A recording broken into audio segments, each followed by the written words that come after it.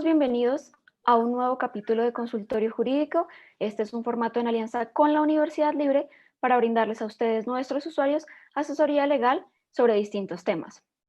En el capítulo de hoy hablaremos sobre pensiones y los decretos que ha expedido el Gobierno Nacional frente a este tema de cara a la pandemia por coronavirus. Hoy nos acompaña el doctor Elson Rodríguez, él es abogado, especialista en Derecho Laboral y docente de la Universidad Libre. Doctor, bienvenido. Muy buenas tardes para todos. Agradezco la invitación que me han formulado y pues estoy dispuesto a contestar las preguntas que consideren. Bueno, doctor, para empezar, ¿cuáles fueron esas medidas que están estipuladas en los decretos que expidió el gobierno frente a este tema de pensiones? Gracias, Diana. El gobierno, a través del decreto 417 del año 2020, declaró el estado de emergencia económica, social y ecológica en todo el territorio nacional por el término de un mes. Con base en ese decreto, el gobierno nacional expidió el decreto legislativo 558 que contempla dos medidas. Una primera medida tiene que ver con el pago parcial de aportes al Sistema General de Pensiones, comisión de administración y contabilización de semanas.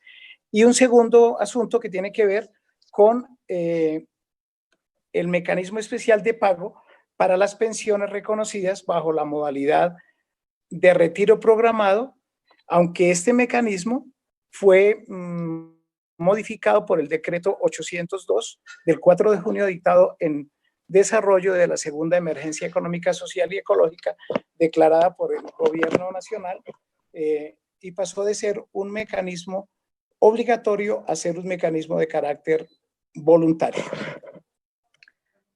¿Cuáles son esos efectos de ese decreto frente al aporte que hacen las personas a pensión? Bueno, el decreto 558 permitió, porque fue únicamente para los meses de abril y mayo, que los empleadores de los sectores público y privado y los trabajadores independientes accedieran voluntariamente a un alivio que consistía en la reducción del aporte para pensiones del 16% al 3% de cotización al Sistema General de Pensiones, con el fin de cubrir el seguro previsional en el régimen de ahorro individual o el aporte de los fondos, a los fondos de invalidez y de sobrevivientes en el régimen de prima media, así como el valor de la comisión de administración. El empleador pagó el 2.25 y el trabajador el 0.75 del ingreso base de cotización. Esa es la medida que hay establecida en el decreto 558. Estas medidas se aplican, digamos que se aplicaron por un periodo de 3 meses, pero ya una vez finalizado mayo, que fue hasta el periodo hasta el cual el decreto tiene efecto, ¿qué pasaría entonces con estos meses siguientes? ¿Es posible que esto se alargue o que esta medida pueda regir para más tiempo? No, Diana, no es posible. El decreto 558 señaló que la disminución de los aportes para el Sistema General de Seguridad Social en pensiones es únicamente por los meses de abril y mayo del año 2020. Es decir, que para poder prorrogar esta medida requiere que el gobierno dicte o declare nuevamente una emergencia económica o que haya una ley expedida por el Congreso que decrete la reducción de los aportes. ¿Estas medidas afectaron en algún sentido las semanas cotizadas que tenían los trabajadores? Claro, Diana, claro que sí, porque el decreto 558 le ordena a las administradoras del Sistema General de Pensiones contabilizar únicamente las semanas de estos 2 meses, es decir, 8.5 semanas de los meses de abril y mayo, cotizadas con el 3%, para completar las 1.150 semanas que le permitan al afiliado acceder a la garantía de pensión mínima en el régimen de ahorro individual con solidaridad o las 1.300 para obtener una pensión de vejez de un salario mínimo en el régimen de prima media.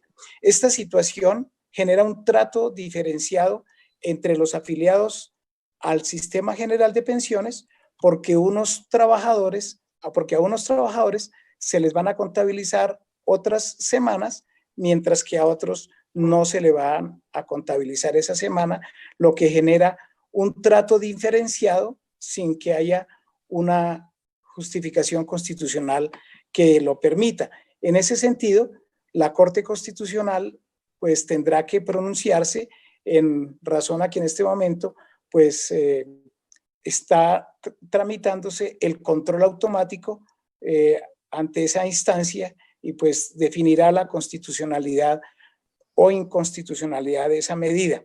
Es necesario también señalar que las semanas de abril y mayo se tienen en cuenta para acreditar el cumplimiento de los requisitos para acceder a las pensiones de invalidez y sobrevivientes y la cobertura del seguro previsional en el régimen de prima media. Bueno, por otra parte, aquellos trabajadores, por ejemplo, que tienen el contrato suspendido, que es una situación muy común desafortunadamente, digamos que por esta misma proceso de crisis, ¿se le deja de contabilizar estas semanas para pensión a estos trabajadores? Bueno, lo primero que hay que señalar es que el Ministerio de Trabajo ha dispuesto que la configuración de la fuerza mayor como causal de suspensión de los contratos de trabajo corresponde determinarla al juez laboral y que para no desconocer los derechos de los trabajadores se deben buscar otras alternativas como el trabajo, el teletrabajo, el trabajo en casa, la jornada laboral flexible, anticipar las vacaciones, dar vacaciones colectivas, permisos remunerados, salarios sin prestación del servicio.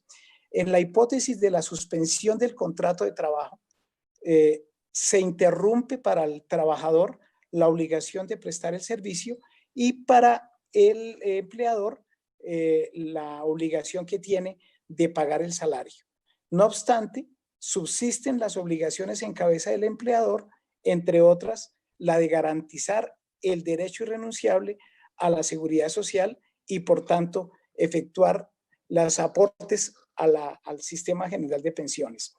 El decreto 780 del año 2016, que es un decreto único reglamentario relacionado con el sector salud, establece que los periodos de suspensión del contrato por alguna de las causales contempladas en el artículo 51 del Código Sustantivo de Trabajo, que en esos periodos pues no hay lugar al pago de aportes por parte del afiliado, pero sí por parte del empleador.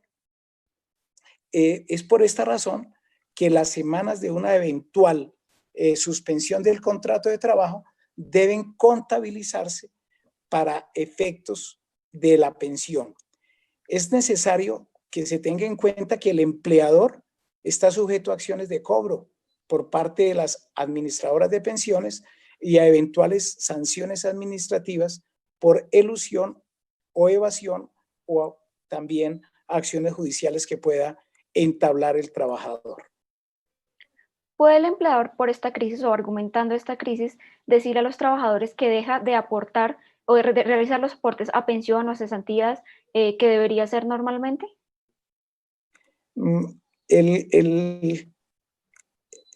La afiliación al Sistema General de Pensiones implica necesariamente la obligación de efectuar los aportes que establece la ley. Durante la vigencia de la relación laboral, deben efectuarse las cotizaciones obligatorias al Sistema General de Pensiones por parte de los afiliados y de los empleadores con base en el salario que devenguen. Como le he señalado, el empleador está sujeto a las acciones de cobro por parte de las entidades administradoras y en ese sentido, pues, si frente a la crisis que está atravesando Colombia y el mundo, el gobierno nacional debe buscar el mecanismo para subsidiar a las medianas y pequeñas empresas con el propósito de que puedan pagar los aportes al Sistema General de Pensiones. ¿Qué deberían hacer aquellos trabajadores, por ejemplo, que se encuentran en esta situación? Que los empleadores dejaron de realizar estos aportes. Bueno, en lo que tiene que ver con el Sistema General de Pensiones, hay varias alternativas. Una podría ser que reclamarle, solicitarle al empleador que pague los aportes. Dos, que las administradoras de pensiones inicien las acciones de cobro. Tercero, el trabajador podría iniciar una acción de tutela, presentar una acción de tutela. Cuarto, pues también el trabajador tiene el mecanismo de adelantar las acciones judiciales. He reiterado que las entidades administradoras del Sistema General de Pensiones deben adelantar las acciones de cobro con motivo del incumplimiento de las obligaciones del empleador, quien además, como también he señalado, está expuesto a eventuales sanciones administrativas por evasión de los aportes. Para la Corte Constitucional nos ha señalado que los periodos causados, es decir, estas semanas o las semanas que lleguen a dejar de faltar por parte del empleador de pago de la cotización, tienen el carácter de derecho adquirido. En ese sentido, existe una regla constitucional consolidada respecto a la imposibilidad de trasladarle a los trabajadores las consecuencias negativas de la mora del empleador y de la falta de gestión de las administradoras en el cobro de los aportes para el reconocimiento de la pensión de vejez. En consecuencia, la Corte Constitucional ha concluido que las administradoras de pensiones son las llamadas a asumir los efectos que puedan derivarse del retraso o la falta de pago de los aportes.